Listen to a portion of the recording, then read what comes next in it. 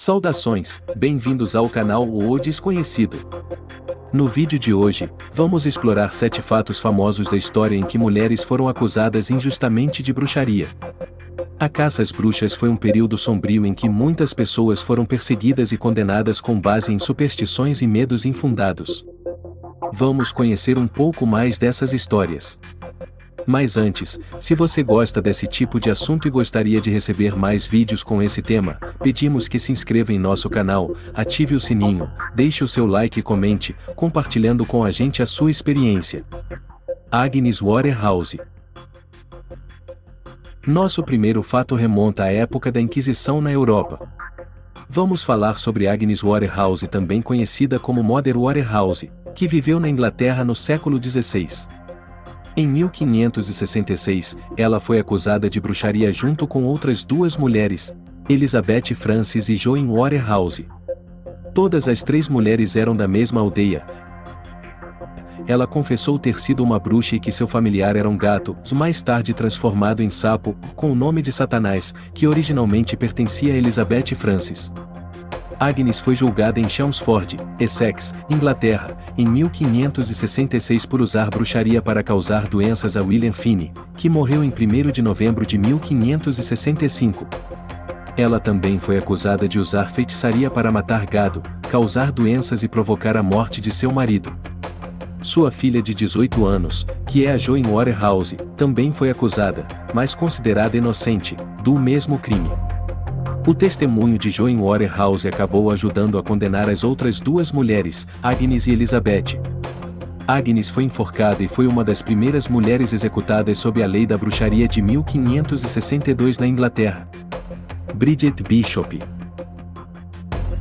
Encontrar bruxas entre pessoas de diferentes perfis era uma tarefa difícil quando a ideia desses seres era vaga e desconhecida. Enquanto filmes popularizaram a imagem da bruxa com rosto de cor diferente, nariz e queixo enormes, os puritanos de Salem acreditavam que qualquer pessoa, independentemente de sua aparência ou idade, poderia ser uma bruxa. No entanto, eles tinham certos indícios. Acreditava-se que uma feiticeira deveria possuir uma marca no corpo, um sinal de seu pacto antinatural com os espíritos malignos. Essa marca poderia ser uma verruga ou qualquer marca de nascença. Como resultado, os juízes convocavam as parteiras da cidade para realizar exames íntimos nas acusadas, colocando para essas mulheres um estado profundo de humilhação. Foi por meio desse exame intrusivo e constrangedor que Bridget Bishop passou. Com o corpo examinado em detalhes pelas parteiras, procurando por qualquer início de bruxaria. Eles encontraram uma protuberância estranha entre as partes íntimas e o ânus dessa mulher que já tinha mais de 60 anos. As parteiras alegavam que talvez o diabo tivesse deixado sua marca, pois foi o suficiente para que Bishop fosse retirada da prisão e levada a um tribunal formal. No julgamento, Bishop foi acusada de todo tipo de comportamento de bruxaria maligna. Dizia-se que ela tinha o hábito de se materializar nos quartos e camas dos homens da aldeia, fazer maçãs voarem, atravessar paredes e portas fechadas e de torturar crianças e jovens até a morte. Mesmo que ela negasse todas as acusações, elas se acumulavam e os jurados aceitavam vários testemunhos como evidências. O veredito foi previsível e Bridget Bishop foi considerada culpada por praticar bruxaria contra 5 jovens da aldeia.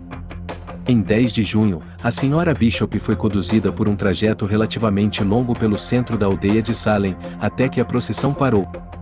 Aproxima-se dela um carrasco, onde a levou para uma plataforma rochosa, cobriu sua cabeça com um pano e colocou uma corda em volta do pescoço. E então, empurrou-a para a forca, fazendo seu corpo ficar suspenso no ar. Bridget Bishop foi a primeira bruxa de Salem a ser enforcada por ordem da justiça.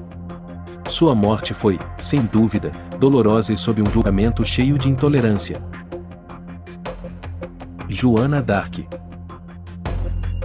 Joana d'Arc foi uma camponesa que liderou tropas francesas durante a Guerra dos 100 Anos. A vida de Joana d'Arc esteve inserida no contexto dessa guerra, conflito dinástico travado entre França e Inglaterra, entre 1337 e 1453. Aos 13 anos, Joana dizia que tinha visões e que ouvia vozes de que a orientavam a participar dessa guerra contra os ingleses. Essas vozes, que eram de São Miguel, Santa Catarina de Alexandria e Santa Margarida de Antioquia, diziam que ela deveria liderar os franceses na expulsão dos ingleses, bem como concretizar a coroação do rei da França, Carlos VII.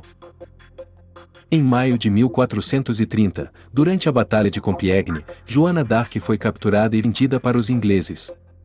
Os inimigos da França estavam sedentos em descredibilizar o papel dela no conflito e, assim que aprenderam, iniciaram um processo de julgamento com diversas acusações, como heresia e bruxaria. Com interesses políticos por parte dos ingleses, Joana d'Arc foi julgada e condenada por usar roupas masculinas e por bruxaria, sob acusações das vozes que ela ouvia eram demoníacas. A execução aconteceu em 30 de maio de 1431, quando ela tinha 19 anos de idade.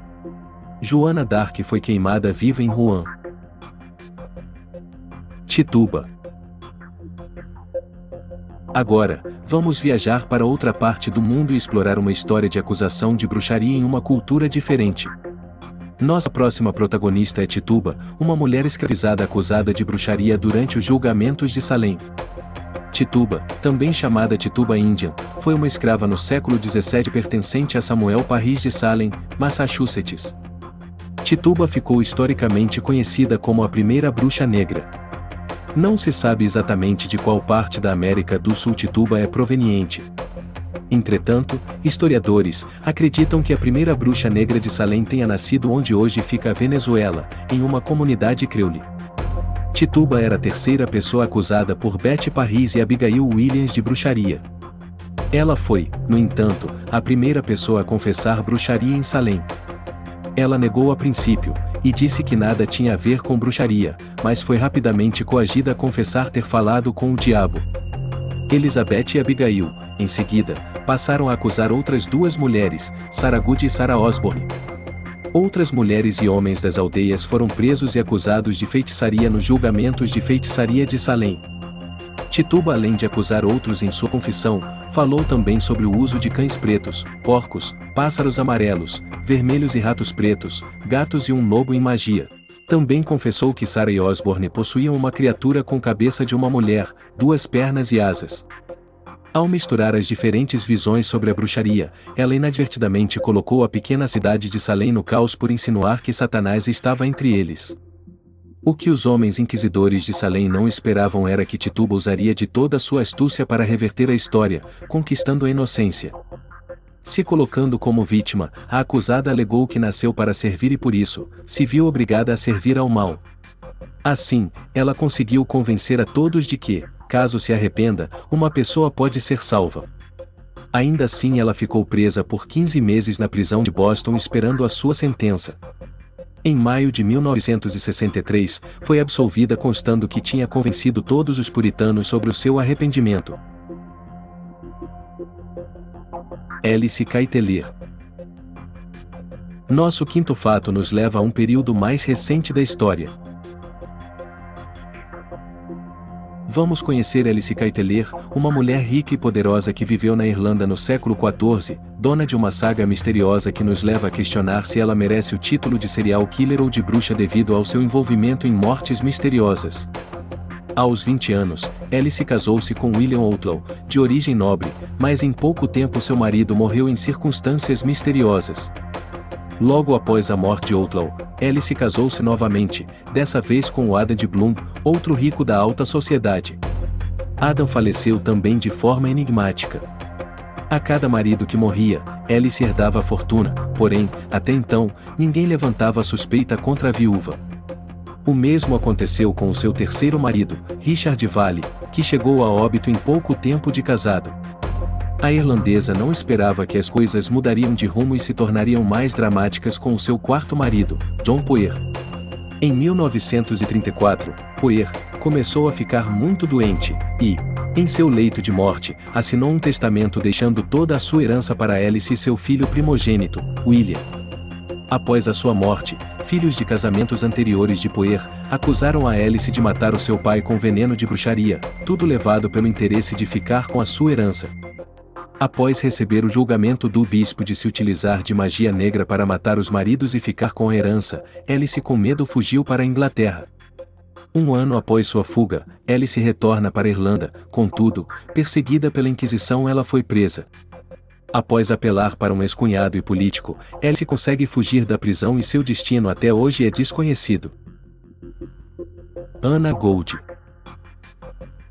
Em nosso sexto fato, vamos explorar um caso específico de uma mulher que se destacou durante o período das perseguições às bruxas.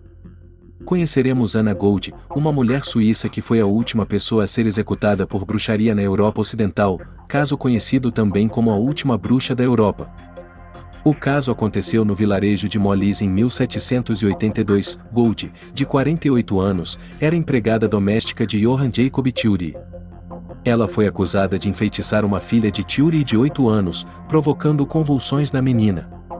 Segundo historiadores, ao que tudo indica, Jacob Thury teve relações sexuais com Anna Gold. Então, para que a sua reputação no vilarejo não ficasse seriamente abalada se o adultério se tornasse público, Thury lançou sobre a Anna essas graves acusações de bruxaria. O julgamento e a decapitação de Gold ocorreram em 1782, quando esse tipo de processo já havia desaparecido na Europa. A última mulher executada por bruxaria antes de Anna Gold fora julgada em 1738 na Alemanha. Recentemente, o governo suíço revisou o caso de Anne e foi aprovado por unanimidade, onde ela foi inocentada da acusação de envenenamento de menor. Este é o reconhecimento de que o veredito foi pronunciado em julgamento ilegal e que Anna Gold foi vítima de um assassinato judicial, afirma o documento. Bridget Clary. Por fim, nosso sétimo fato nos leva a um momento histórico em que as perseguições às bruxas estavam diminuindo. Bridget Clary, uma mulher irlandesa, nascida em 19 de fevereiro de 1867 e assassinada por seu marido em 1895. No século XIX, os irlandeses acreditavam que diversos tipos de tragédias como leite vencido, itens perdidos, colheitas ruins e diversos outros tipos de infortúnios eram de responsabilidade das fadas, algo que para eles era tão perigoso quanto as bruxas de Salem. Bridget Clary era muito conhecida na vila por seu fascínio por fadas druidas e outras criaturas mitológicas.